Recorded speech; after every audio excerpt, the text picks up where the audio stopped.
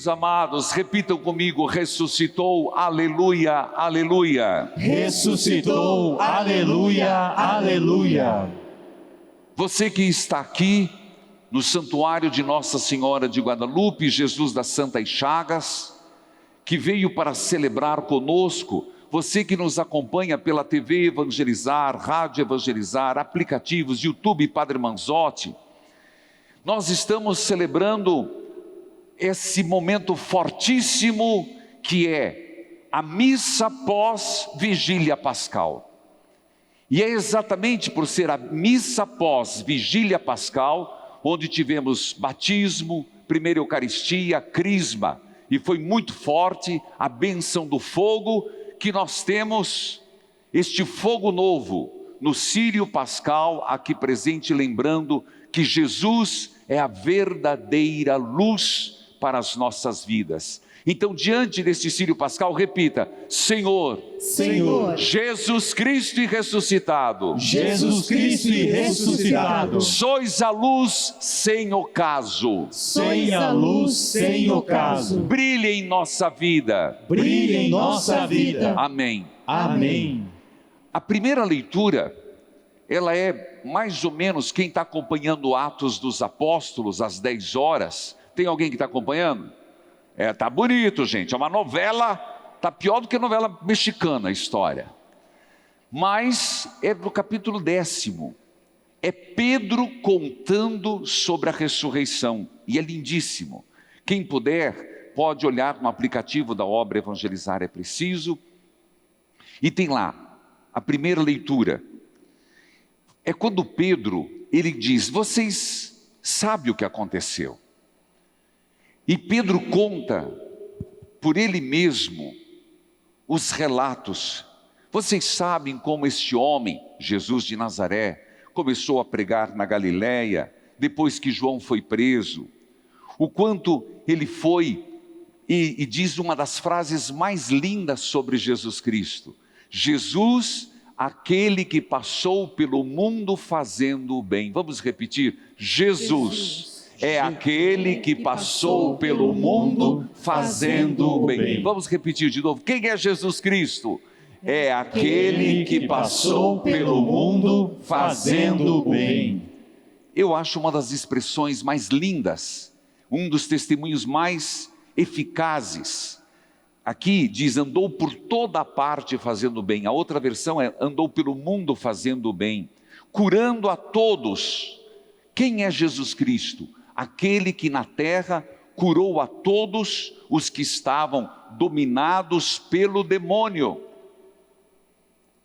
Jesus veio com este propósito, foi enviado por Deus neste propósito, e fez exatamente como Deus pediu. E Pedro diz assim: nós somos testemunhas disso. Nós também somos testemunhas que este homem, Jesus de Nazaré, foi morto por vosso povo. Vocês o mataram. Nós somos testemunhas de que ele morreu na cruz por amor a todos nós. Você vai dizer: mas por que Pedro enfatiza isso? Porque verdadeiramente é preciso entender: Cristo verdadeiramente morreu e Cristo verdadeiramente ressuscitou. O grande querigma, o grande anúncio, seja de Pedro, de João, de todos os apóstolos, de Paulo apóstolo, é exatamente esse: vocês o mataram, ele era o Messias, mas Deus o ressuscitou. E nós estamos exatamente na Páscoa dizendo isso, que a grande passagem da morte para a vida, pois até Jesus Cristo, não tinha-se prova de que a vida continuava. Eu repito, entre os fariseus e saduceus havia uma discussão. Os fariseus acreditavam em anjo, acreditavam em espírito e acreditavam que a vida existia depois da morte, mas eles não tinham prova. Quem é a prova fidedigna de que existe vida após a morte? Jesus Cristo. Quem é a prova fidedigna de que a morte não é o fim? Jesus Cristo. Entende por que quando perguntaram ao Papa Bento XVI, já idoso, qual é a maior festa do catolicismo? Ele, sem dúvida, a Páscoa do Senhor. Vem então a salmodia que vai nos dizer: este é o dia que o Senhor fez para nós, exultemos e alegremo-nos no Senhor. Este é o dia da nova criação. Este é o dia, por isso quando as antigas discussões se deveria ou não trabalhar no sábado, e ele vai dizer, meu pai sempre trabalha, e quando Jesus ressuscita no primeiro dia da semana, que é o domingo, que Jesus ressuscita no primeiro dia da semana, que é o domingo. Então Deus continua a fazer sua obra criativa. Deus continua a fazer a obra da criação e da redenção. Filhos amados, e assim sendo, depois de os apóstolos terem vivido um momento muito difícil, nós começamos cantando, mas você tem que se dar conta do quê? Sexta-feira, isso está presente nos evangelhos, sexta-feira já estava anoitecendo. O evangelista Lucas, quando faz a narração da paixão de Jesus, ele faz questão de contar isso. Jesus deu um forte grito e morreu. Lucas diz, já era tarde, já anoitecia. E José de Arimateia, que era membro do grande conselho, rapidamente, não fala de Nicodemos que tirou o corpo, conseguiu permissão para tirar o corpo de Jesus da cruz. Por quê? Detalhe, não é um mero detalhe. Se escurecesse, seria Shabat. E quando é o Shabat, não se faz mais nada. Cristo ficaria dependurado, morto. Sexta-noite, sábado, os corvos, os urubus, estou falando sério, porque não pense que eles tiravam os crucificados. Houve muita morte de crucificação e fazia parte do modus operandi dos romanos deixar os corpos apodrecerem na cruz. Era horrível. Eles eram uma máquina terrível de opressão, o Império Romano. A cruz era a morte mais cruenta, e deixar o corpo era para que quando qualquer pessoa passasse e visse, olhasse, não vou mexer com o Império Romano, meu fim está ali. Tanto que próximo à morte de Jesus, mais de 7.000 pessoas foram crucificadas. Então, parem para pensar, estava escurecendo. José de Arimateia, eu escrevo isso no livro, dos 3 livros que eu mais gosto, Milagres, Encontro e Parábolas. Isso eu falo em encontros. Esse discípulo tardio, ele vai, ele consegue a permissão para tirar o corpo, só que não deu tempo para nada. As mulheres não puderam embalsamar, as mulheres não puderam pôr nardo, não puderam passar os outros óleos. Simplesmente, rapidamente o envolveram num lençol e o puseram no túmulo, numa gruta, como está ali, numa gruta, num pequeno orifício, e fecharam com a pedra. Garantiram que pelo menos da sexta-noite para o sábado, nada podia ser feito. Por isso que o sábado santo é um vazio, não tem casamento, não tem batizado. Esses dias eu recebi um convite de casamento de um católico para o sábado santo. Acho que mandou errado, viu? Eu fiz até que descancelaram. Não se casa no sábado santo, meu Deus do céu, mas viu Cristo? Tem tantos dias para casar. É um dia de vazio, de silêncio. Por quê? Maria e Maria Madalena estão na casa delas. Os apóstolos não podem se mover. Aí você vai entender quão importante foi, mesmo que às pressas, mesmo com o sepulcro emprestado, enterrar Jesus. Mas no primeiro raiar do sol, do primeiro dia da semana, que é domingo, elas podiam já sair de casa. E diz que Maria Madalena, Maria de Magdala, da cidade de Magdala, foi a primeira a correr para o túmulo, a discípula amada. Tanto que eu quero muito breve ir para a Terra Santa de novo. Perto do túmulo de Jesus está o lugar onde Maria Madalena viu Jesus, da parte dos franciscanos. Bem de madrugada ela foi, diz o texto de hoje. Hoje o evangelho é esse.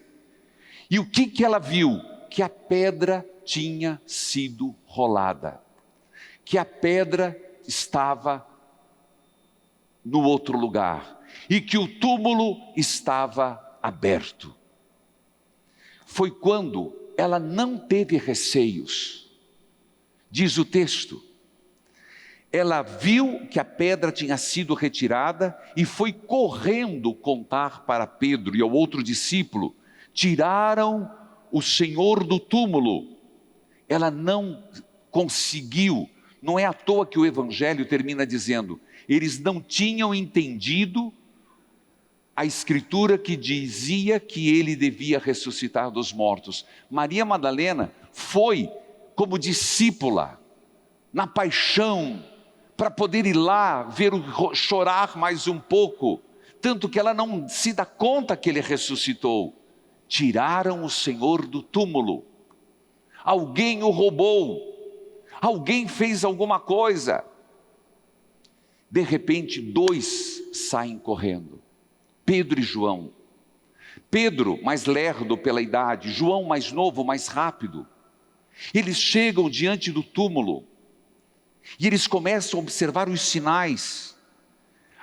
A faixa deitada no chão, ao lado da cabeça de Jesus. Perceberam, entraram no túmulo. Ele viu e acreditou.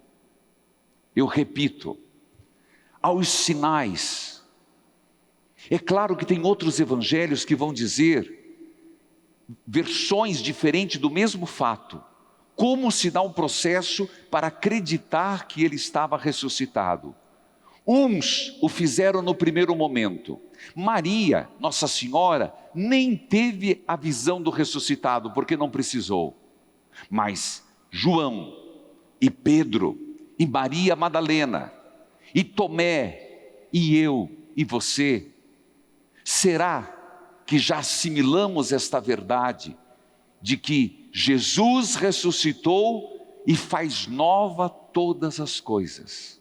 Se nós entendêssemos isso, que a ressurreição de Jesus, o sepulcro vazio, é uma reviravolta na história da salvação, é uma reviravolta na história da humanidade, é uma reviravolta em qualquer perspectiva antropológica, qualquer perspectiva que você queira, teológica.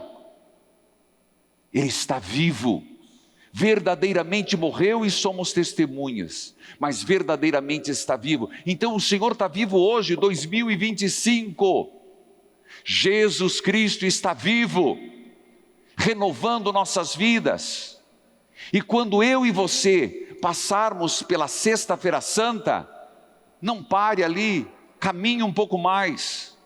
Quando nós olharmos para o mundo que caminha para a sua autodestruição, não é o fim, caminhe um pouco mais.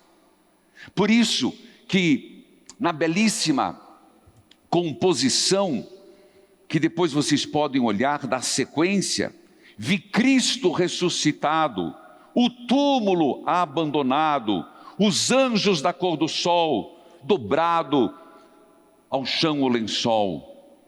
O Cristo que leva aos céus, caminha à frente dos seus, ressuscitou de verdade, ó Rei, ó Cristo, piedade. Tudo que nós celebramos desde a quarta-feira de cinzas vai se intensificando no quinto domingo da quaresma, na Semana Santa, na segunda, terça, na quarta, na quinta, então na Santa Ceia do Lava-Pés, na sexta-feira da Paixão. Tudo isso é parte da grande história, do grande finale que teremos. E qual é? Ele vence a morte. Então nós não somos seguidores de um Deus crucificado, de um Deus vivo que foi crucificado. Nós somos seguidores de um Deus vivo que com Ele traz a vida em abundância.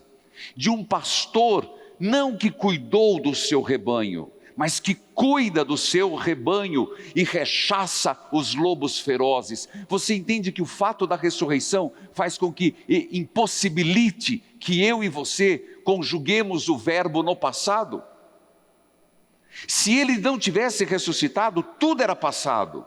Ele foi um bom pastor, ele deu a sua vida, ele fez aquilo, ele curou. Não, ele está vivo, então ele curou e ele cura. Se nós entendêssemos isso na nossa vida, é maravilhoso. O Senhor faz milagres e prodígios, faz ou não faz? Faz. Se tivesse morto, não faria. Cegos enxergar, paralíticos andar, depressivos ser curados. Ele faz mortos ressuscitarem. Por quê? Porque Ele está vivo. Então, o meu vocabulário não é colocar Jesus no passado, mas um Cristo que fez e que faz, que passou e que passa pelo mundo fazendo o bem. Sabe por quê? A morte não o segurou. Uma salva de palmas para Jesus. Mas a morte não o segurou. O Filho de Deus ressuscitou. Quem foi ao sepulcro não viu. Por quê? Pois ele deixou o sepulcro vazio.